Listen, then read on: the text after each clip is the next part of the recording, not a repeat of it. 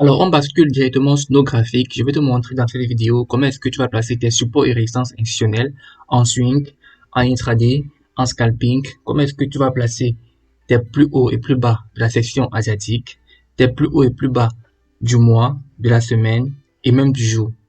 Donc, je vais te montrer concrètement comment est-ce que tu vas faire tout ça dans cette vidéo. On commence.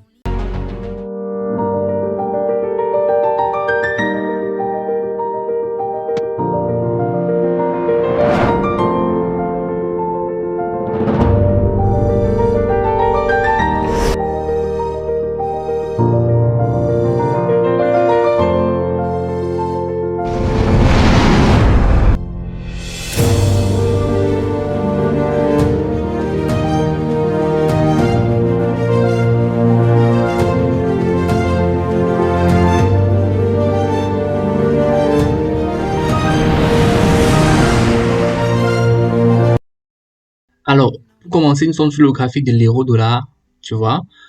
Par exemple, mais je t'ai envoyé un indicateur sur MT4 qui va justement t'aider à mieux placer ça. Donc, si tu es un peu embrouillé ou bien tu te demandes comment est-ce que tu peux mieux placer sans faire d'erreur, tu vas prendre ton MT4 sur la paire de vis que tu aimerais trader, tout simplement.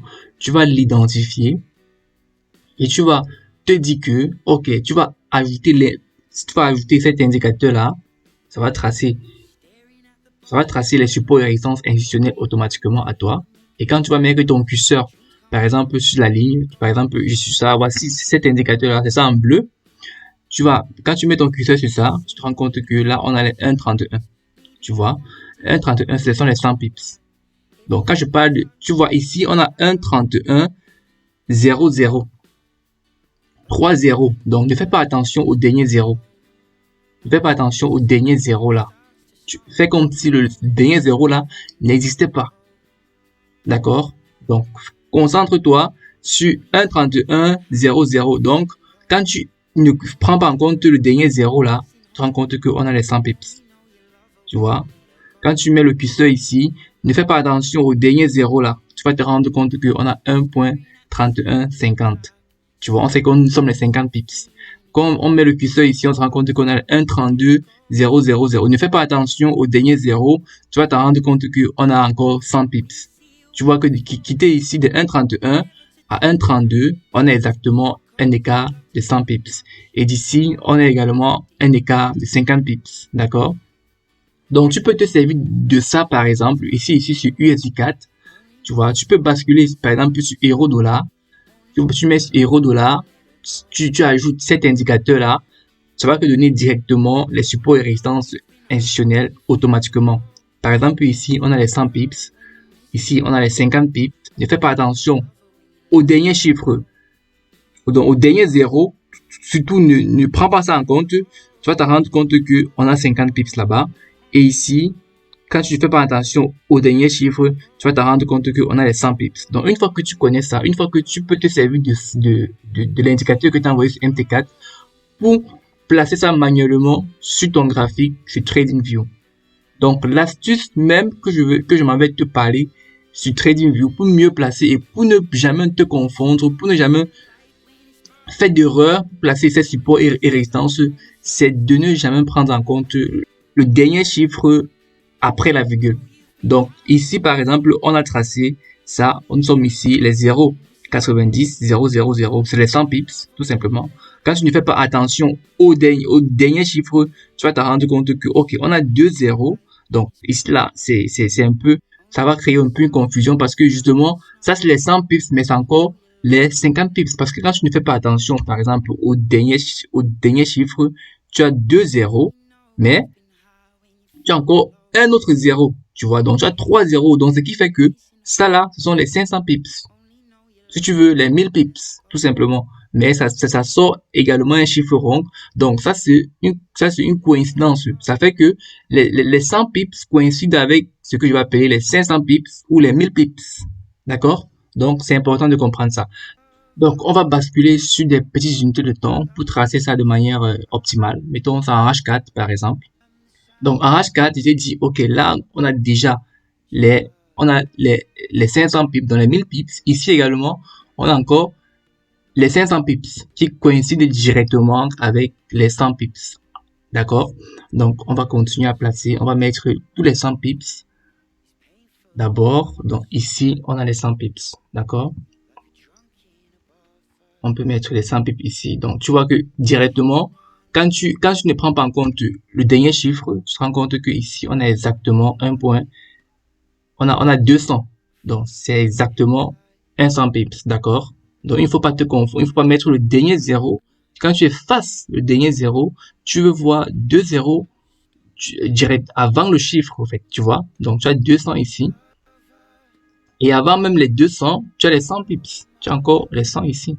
Donc, ça encore, c'est un 100 pips. D'accord? Ici. Tu as les 100 pips là. Donc, on va essayer de changer de style hein, pour justement faire la différence entre les 100 pips, entre tous les 100 pips et les 500 pips. Ça là, je t'ai dit, c'est un 100 pips, mais ça coïncide justement aussi avec les 500 pips, qui est justement aussi un support et résistance en intraday. D'accord? Donc, en dessous du prix, on peut également mettre les 100 pips ici. Donc, 100 pips. Ici, je crois que c'est 99 d'abord. On va changer le style puisque c'est un 100 pips. D'accord? On a les 100 pips ici. Ici également en bas, on a encore les 100 pips. D'accord? 98, là. Tu vois?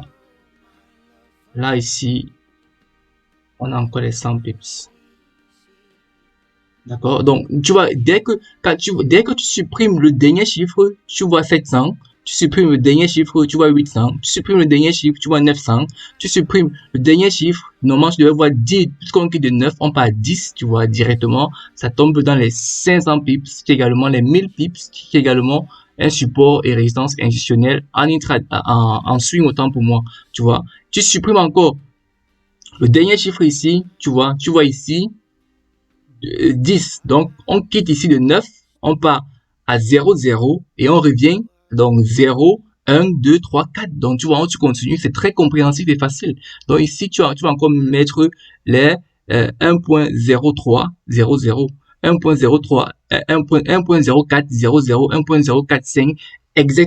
Donc, c'est comme ça que tu vas placer tes supports et résistances en swing. Donc, là, tu as les 100 pips. Après les 100 pips, tu vas localiser les 250 pips.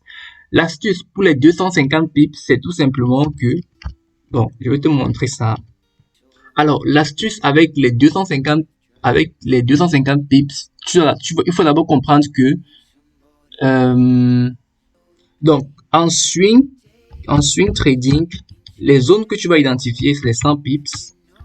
Après les 100 pips, tu vas identifier, après les 100 pips, tu vas identifier les 250 pips. Voilà. Après les 250 pips, tu vas identifier les 500 pips. D'accord? Voilà les zones que tu as en swing. D'accord? Après le swing, tu vas faire intraday. Désolé.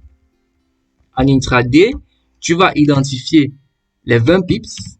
D'accord? Après les 20 pips, tu vas identifier les 50 pips, les 80 pips et les 100 pips. Voilà tous les pips de tous les pips de l'intraday. Et en scalping, justement, en scalping, tu vas identifier les 10 pips, les 20 pips, les 30. Donc, chaque 10 pips, ce sont des chiffres ronds que tu vas utiliser en 60, 70, 80, après 80, 90, 100. Tu vois, ça, ce sont les zones de support et résistance en swing, en intraday et en scalping. D'accord? Donc, déjà en swing, je te montrais les 100 pips. Et tu as ça, les 100 pips, c'est clair, c'est graphique. Ici, on a eu justement une coïncidence avec les 100 pips et les 500 pips. Donc là, je te montre comment est-ce que tu vas identifier maintenant les 250 pips. En TradingView, tu as cette règle-là. Donc, tu cliques cette règle-là, tu vas te rendre compte, quand tu cliques ici, pour mesurer, tu vas te rendre compte exactement, tu as 100 pips. Bon, ici, Là, j'ai 103 parce que justement, tu vas être précis. Tu vois que là, exactement, tu vois, de là à là, c'est 100 pips. L'écart, c'est 100 pips. De là à là, c'est 200 pips. De là à là, 300 pips, tu vois. De là à là, 100 pips. Exactement. De là à là, 200 pips. Donc, ça te montre clairement que, effectivement, tu as bien tracé tes zones de valeur des insights. D'accord? Pour placer maintenant les insights à 250 pips, ce que tu vas faire, c'est que toi, ce que tu veux voir, c'est 250 pips. Donc, je vais te mettre ça. Le premier 250 pips qu'on a ici, c'est ça. Donc, je vais mettre ça avec une autre couleur. Disons que je vais mettre, disons, bon, peu importe la couleur que tu mets, ça ne dérange pas. Donc, on va mettre ça comme ça.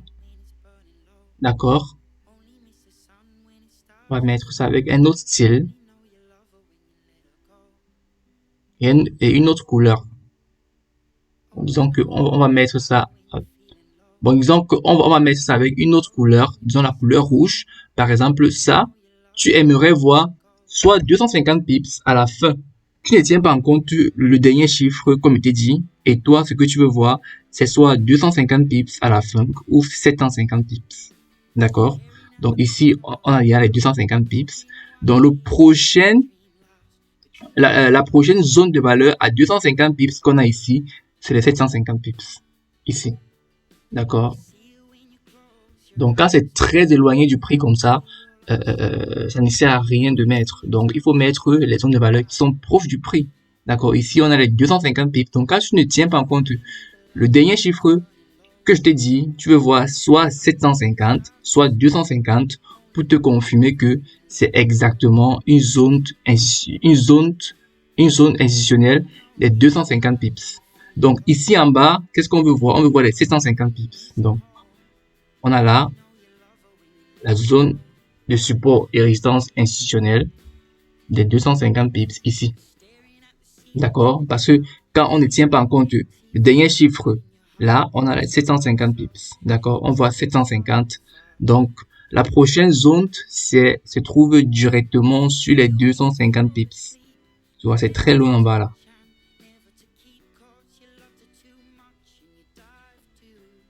« 600, 700, 200, 250 pips quelque part ici. » D'accord? Quelque part ici. Donc toi, tu aimerais voir 200, non, c'est même pas ça ici.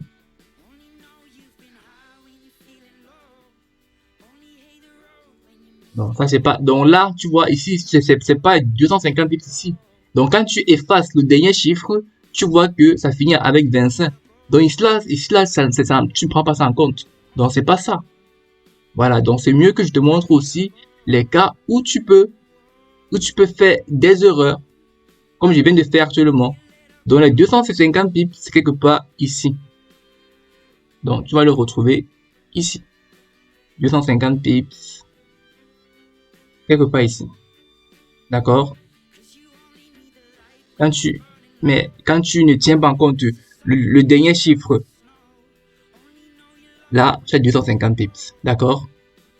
Donc, c'est comme ça que tu vas placer. Et ça, c'est sur toutes les paires de devises, hein, toutes les paires de devises. Et là, quand tu prends l'écart, par exemple, de ce chiffre rond-ci à ça, tu vois exactement que tu as 250 pips. Tu vois? Tu prends l'écart d'ici à là, tu vois exactement que tu as 500 pips. Tu vois, 500 pips. Exactement. Tu vois, chaque écart d'une zone institutionnelle de 250 pips à une une autre zone de 250 pips, c'est 500 pips. D'accord? Et maintenant, pour tracer les supports et résistances des 500 pips en swing, ce que tu vas identifier, premièrement, c'est les 500 pips. Donc, là par exemple, on a les 500 pips à ce niveau-ci. D'accord? Donc, les 500 pips, c'est juste l'intermédiaire entre chaque 1000 pips. D'accord? C'est facile à comprendre. Hein? On va également changer la couleur. Disons, on va prendre, peu importe, tu prends la couleur que tu veux. La couleur noire. Donc là, quand tu ne tiens pas en compte le dernier chiffre, toi, ce que tu veux voir, c'est quoi? 500 pips. D'accord? Tu as 500 pips là. Et après, tu vas voir, tu vas prendre, dans la prochaine zone des 500 pips qui existe, c'est à quel niveau? À ce niveau-ci, c'est quelque part ici. On a là, ici. Ouais, c'est ça. Donc, ça tombe directement avec cette zone-ci. La zone des 100 pips. Tu vois? Parce que toi, ce que tu veux voir, si tu prends la règle, tu vois que de là à là, tu as 500 pips. Tu vois? Et de là à là, tu as également 500 pips. Donc, tu es exactement sur les 500 pips ici. D'accord? Donc, parce que quand tu additionnes 500 plus 500, tu as justement 10 000. Donc, ici, là, quand tu ne prends pas en compte ça, tu as exactement 10 000. D'accord? C'est clair. Quand tu ne prends pas en compte le dernier chiffre, tu as exactement là, tu as 1000, autant pour moi. 500 plus 500, c'est 1000, c'est pas 10 000, autant. C'est 1000, d'accord? Et là, tu as les 1000. Donc, ça te montre exactement que là, tu es sur les 100 pips, mais aussi sur les 500 pips. Ok? Donc, l'astuce, justement, c'est ne prends pas en compte le dernier chiffre, que je te montrais. Et une fois que tu ne prends pas en compte ça, tu vas identifier tes 100 pips, tes 250 pips et tes 500 pips. Si tu as un problème ou bien si tu as une difficulté à identifier ça, tu vas te servir de l'indicateur que je t'ai envoyé sur MT4. Tu vas repérer ces zones-là pour les mettre manuellement sur ton TradingView. Donc, pour identifier justement les zones à intraday, les supports et résistances institutionnels à intraday, c'est simple. Parce qu'une fois que tu as tracé ça, ça veut dire que les intermédiaires, donc on va basculer ça en M15 puisque c'est de l'intraday, tout simplement. Et là, pour tracer les supports et résistances institutionnels en intraday, comme je t'ai dit, tu as les 20 pips, tu vois. Donc, même ici, tu ne prends pas en compte le dernier chiffre que je te dis là. Tu ne prends pas en compte, d'accord? Donc, quand tu effaces ce dernier chiffre là, tu veux voir 20. Donc là, tu as les 20 pips. Donc, on va changer de couleur aussi pour ne pas confondre. Donc, on peut mettre ça même en n'importe quelle couleur, hein, ça dépend de toi. Donc, ici encore, après les 20 pips, tu as les 50 pips. 50 pips ici. Donc, il faut faire attention. Il faut faire attention parce que très souvent, moi-même à mes débuts, voilà quoi, je faisais une confusion avec les 50 pips en intraday et les 250 pips en swing. Tu vois, quand tu effaces le dernier chiffre, tu te rends compte que tu as 50 pips. 50 pips, ça veut pas dire que c'est les 250 pips en intraday. D'accord? En intraday, toi, tu veux voir 250 pips ou 750 pips pour avoir les supports et résistances institutionnels en swing. Donc, des 250 pips. Maintenant, avec l'intraday, toi, tu veux trouver 50 uniquement. Après avoir supprimé le dernier chiffre. D'accord? Et après ça, tu vas identifier les 80 pips. Qui est quelque part ici. D'accord? Donc, quand tu connais ça, c'est un avantage. Et bien placer ça, justement, t'aide de manière, je vais dire quoi, de manière radicale dans tes analyses. Donc, on a placé déjà au-dessus du prix. Donc, tu vois que le prochain, c'est les 100 pips. Et les 100 pips tombent directement avec nos insights en swing trading qu'il y a là. Donc, la prochaine zone, c'est également encore les 20 pips. Tu vois, tu peux encore placer les 20 pips. Donc, je vais te laisser le soin d'aller faire ça de manière manuelle sur tes graphiques. Et justement, sur toutes mes projections que je te partage chaque lundi, ces niveaux-là sont déjà placés sur TradingView. Donc, du moment où tu as des soucis sur une paire de devises à tracer ça, tu vas chercher la devise là en question sur mes projections que je te partage chaque jour. Tu vas essayer de voir comment j'ai placé pour être sûr que tu as bien placé. Donc, moi, je te recommande justement de pratiquer, tu vois, d'être régulier dans ta pratique. C'est pas en un jour que tu vas comprendre. Tu vas comprendre progressivement et au fur et à mesure, tu vas t'habituer à ça. Donc, quand tu travailles justement en intraday, il est important pour toi de mettre ça. Tu vois, moi, je n'ai même pas besoin de te montrer. Tu peux voir la réaction du prix, les rebonds, les pullbacks du prix sur ces zones-là. Toi, moi, je n'ai rien. Voilà ça devant toi. Tu vois que ici, voilà quoi, le prix, il a réagi ici, le prix, il a réagi ici, le prix, il a réagi ici, il a réagi ici, il a réagi ici. Tu peux voir clairement. Tu n'as pas besoin d'encombrer tes graphiques avec tous les supports et résistances qu'on t'a bombé dans les autres formations où on te dit que, ok, tu dois tracer ça, ça, ça partout. Non.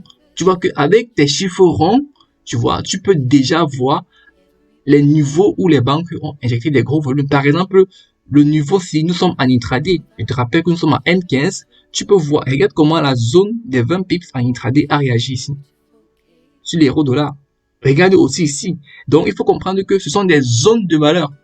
Même si on prend en compte le prix, les banques, eux, ils vont injecter des gros volumes en fonction du chiffre rond. Mais toi, quand tu regardes ça sur ton graphique, tu dois savoir que c'est une zone. C'est une zone. Donc, c'est toute la zone-ci que tu es en train de regarder. Toutes ces zones-ci qui est important. D'accord? Donc, c'est une zone que tu es en train d'observer.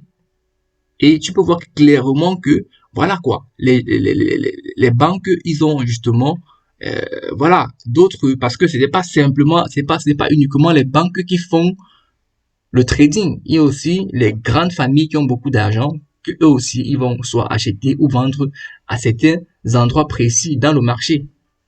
Et quand toi, tu connais ça, tu vois que effectivement le prix est venu, il a rebondi sur cette zone-là, tout simplement. Donc, on va aussi placer les donc c'est pareil, hein, c'est pareil. Tu bascules sur GBP USD, sur USD JPY. Bon, sur USD JPY en fonction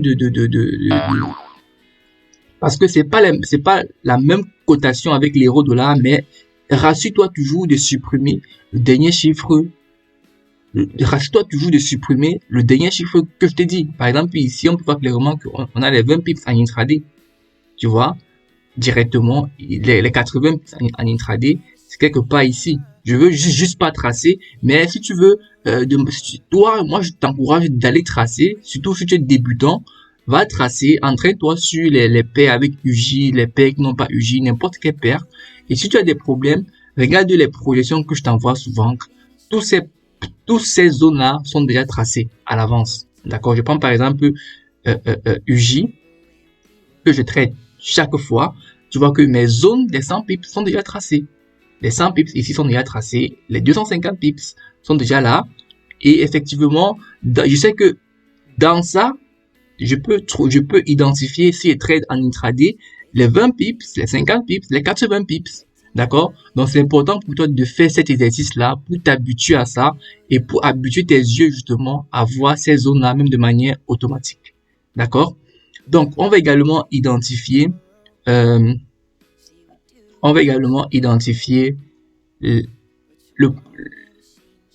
donc on va également mettre le plus haut et le plus bas de la section asiatique. Donc, c'est facile. Donc, ce que tu vas faire, c'est que tu vas ajouter le séparateur de période.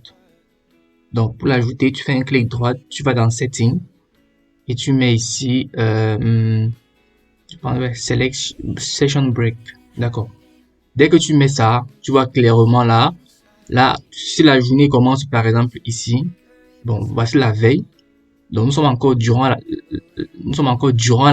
la session asiatique. C'est encore en train de s'ouvrir, tout simplement. Il y a encore 4 heures, il y a encore 5 heures sur le broker-ci, actuellement. Donc, on va prendre ici. Donc, si on vient ici, il y a la journée du 31 autant pour moi. Donc, non, du 30. La journée du 30. Non, qu'est-ce que je veux dire? Bon, c'est la journée du 31. La journée du 31 août. Voici la session asiatique. Ça commence ici. On sait que la session de Londres s'ouvre souvent aux environs de quelle heure? Je crois que c'est à partir de, je vois 8 heures, 9 heures. Très souvent, chez les brokers, c'est pareil, c'est comme ça. Aux environs de 8 heures déjà, c'est la session de Francfort et tout. Donc, si on a la session de Francfort qui s'ouvre à 8 heures, ça veut dire que voici le bas. Donc, ce que tu as fait, c'est que voici le plus bas de la veille, non, de la section asiatique, autant pour moi. Donc, tu peux lui donner un nom. Donc, le plus bas, section asiatique. D'accord?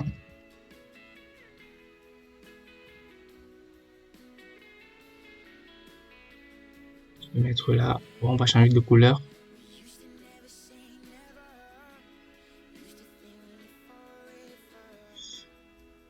Donc, on prend la couleur verte. Essayer de mettre ça. Voilà. Donc, on a le bas de la section asiatique. D'accord? On a aussi le haut de la section asiatique. Si on a la session de Francfort qui s'ouvre ici à dès 8 heures, donc on a le haut de la session asiatique ici. D'accord? Le plus haut. On a le plus haut de la session asiatique ici. D'accord? Et là, tu peux voir clairement que, voilà quoi, le plus haut là, ça coïncide donc à quelques pips près de notre zone, de notre niveau de support et résistance institutionnelle à 50 pips. Donc, ce que tu peux faire, c'est quoi? Tu arrondis, tu vois? C'est pour ça que très souvent, moi, je ne regarde pas ça parce que, voilà quoi, je sais que mes niveaux institutionnels sont là, mes chiffres ronds en intraday sont là pour merder. Donc, tu peux laisser. Ça dépend de toi. Maintenant, aujourd'hui encore, pour mieux trader, tu vas te rendre compte, tu peux voir ici là que le prix a réagi sur ça. Donc, tout n'est pas innocent. On peut voir ici qu'il y a eu la cassure et le retest sur ce bas-ci, tout simplement. Et là, et justement, on a, durant la session de Londres, et justement, on a ici un pullback, tu vois, un rebond ici, Morningstar, ici dès l'ouverture des marchés. C'est justement durant la session de New York qui s'ouvre ici et le prix décolle. D'accord? Le prix vient ici. Tu vois la réaction que ça a eu au niveau du bas de la session asiatique. Donc, c'est pas innocent. Donc, quand tu travailles en scalping, il faut mettre ces zones-là. Ça va t'aider et tu vas voir la réaction du prix. Tu vois une réaction du prix comme ça, qui était de là à là. C'est 13 pips. 13 pips en scalping, c'est suffisant pour te payer. Donc, il faut placer ça. Donc, après avoir placé ça, tu vas placer le haut et bas de la veille. Donc, c'est facile. Tu pars justement sur l'unité de temps daily. Et ce que tu vas faire, c'est que, tu vois, le haut et bas de la veille, ils sont là. Tu vas mettre le haut de la veille, le plus haut de la journée précédente, c'est là. Et là, tu vas changer de couleur. Donc, ne pas trop t'embrouiller avec ça. Voilà quoi, tu peux arrondir, tu vois. Tu as le haut et bas de la veille. Et tu vois que ce haut là, ce haut et bas de la veille, ce sont des zones qu'il faut surveiller. Voilà, il faut surveiller ces zones. Parce que du moment où le prix, du moment où le prix va arriver sur ces zones-là, il y aurait une réaction quelconque. D'accord? Après ça, non, je suis plutôt sur la 1 heure. Non, désolé, autant pour moi. C'est pas la 1 heure, c'est la daily. D'accord? Il faut pas confondre. Faut pas confondre. Donc, désolé pour ça. Donc, on a la journée qui est en cours. Voici la journée passée. Donc, tu peux voir clairement là que, au lieu de mettre, ça tombe pile poil sur un chiffre rond. Tu vois? Pile poil sur les 80 pips en intraday. Le haut. Donc, là. Et là, on a le bas. Ici. Tu vois? Donc, une fois que ça tombe là-bas, toi, ce que tu peux faire, c'est, tu arrondis, là. Tout simplement, tu ne mets même plus. Tu laisses directement. D'accord? Tu as le haut et bas de du jour d'après. D'accord? Tu as le haut le plus bas du jour. D'accord? Tu as le haut du jour ici. Et à ce niveau-ci, on va dire que tu as le plus haut du jour. D'accord? Tu peux aussi basculer sur la semaine, sur le weekly, pour mettre le plus haut et le plus bas de, de la semaine. Tu peux voir ici, là, la pattern weekly ici. Ça, tu vois que le plus bas de la pattern weekly, ça tombe où? Tu vois la puissance des zones institutionnelles des 100 pips. Ça tombe exactement sur les 100 pips.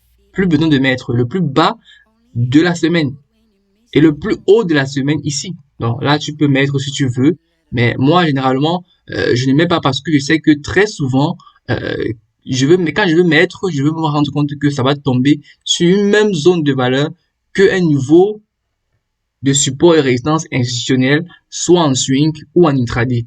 D'accord? Donc, tu peux mettre si tu veux. Donc là, on a le plus. On peut changer de couleur ici. Tu peux mettre là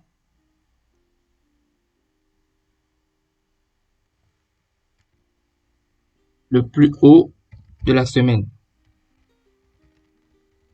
La semaine, on va faire écrire semaine. D'accord? Et là, le plus bas de la semaine, c'est juste en bas. Donc, on a pu, je pense pas qu'on doit prendre le temps pour faire ça. Là, on peut mettre là le plus bas de la semaine. D'accord? Ça tombe exactement sur les 100 pips. Tu peux aussi mettre pour le mois. Ce sont des supports et résistances dites naturelles du prix et qu'il faut surveiller. Tu vois, quand le prix, quand le plus haut et le plus bas, c'est tellement loin comme ça, c'est tellement éloigné du prix actuel du prix, ça ne sert à rien de mettre. Ça ne sert à rien de mettre. Toi, tu es en train de trader le prix ici. Tu vois que quitter, par exemple, du plus haut en monthly jusqu'à où le prix se trouve, c'est pratiquement 300 pips. Bon, 300 pips en une journée ou bien en une semaine sur l'euro dollar, je trouve que, ok, c'est pas impossible, mais quand même, voilà quoi, il faut pas trop t'attendre à ce genre de mouvement sur l'euro dollar, d'accord? Bon, moi, il dit simplement que si c'est très éloigné du prix, tu peux décider de ne pas mettre. Parce que voilà quoi, toi, tu trades le prix, tu aimes voir les zones les zones de valeur qui sont proches du prix, ok? Donc ici, on va mettre le plus haut, prix haut du mois, d'accord? Et ici, on voit que voici le mois dernier et le mois passé, on peut voir clairement que le prix est là. C'est la même pattern parce que je vois, on quitte du mois d'août au mois de septembre, tout simplement. Donc, c'est la même zone. OK? Donc, une fois que tu as identifié toutes ces zones-ci, alors tu es préparé. Et j'ai pas besoin de te montrer 5000 fois ou bien 10 000 fois. Toi-même, va placer ces zones-là sur tes graphiques et tu vas voir les réactions du prix à ce niveau-là. Et quand tu places tes plus hauts et les plus bas de la semaine, du jour, du mois et même asiatique, toi, tu aimerais faire quoi? Tu aimerais arrondir. Dès que le prix est proche d'une zone de valeur comme ça, tu arrondis au chiffre rond. Parce que les banques, eux, ils vont trader sur des chiffres ronds. D'accord? Ils vont trader sur des chiffres ronds. Maintenant, quand tu travailles en scalping, j'ai pas besoin de te montrer ça. En scalping, je te montrer, tu vas mettre ces zones-ci. Tu vois, ces niveaux et résistances institutionnelles. Tu vas mettre les 10 pips. Tu vas mettre, voilà quoi. Donc, avant les 20 pips ici, je te dis que, ok, il y a les 10 pips ici que je dois placer. Ça, c'est quand tu travailles en scalping, hein, en tension. Donc, en scalping, c'est toujours pareil. C'est toujours pareil. Donc, toi, quand tu supprimes, donc, qu'est-ce que je vais faire? Donc, toi, quand tu supprimes le dernier chiffre, tu vas voir 10. D'accord? Après, quand tu supprimes ici, tu vas voir 20. D'accord? Après, tu veux voir 30, etc., etc. Et toi, tu veux justement te focaliser sur ces zones-là pour prendre tes positions en scalping. Ce sont des zones importantes que tu dois surveiller en scalping. D'accord? Donc ici, on a pris juste l'exemple sur une paire de devises, l'euro-dollar. Donc, tu vas faire l'exercice sur toutes les autres paires de devises que tu aimerais trader. Et tu vas te rassurer de bien faire. Et si tu as un problème, contacte-moi et je vais t'aider. Donc, je te remercie d'avoir suivi cette vidéo. Dans la prochaine vidéo, je vais te parler des d'autres zones de valeur que tu peux surveiller et qui peuvent t'aider pour optimiser et pour te faire trader de manière optimale. On se dit ciao.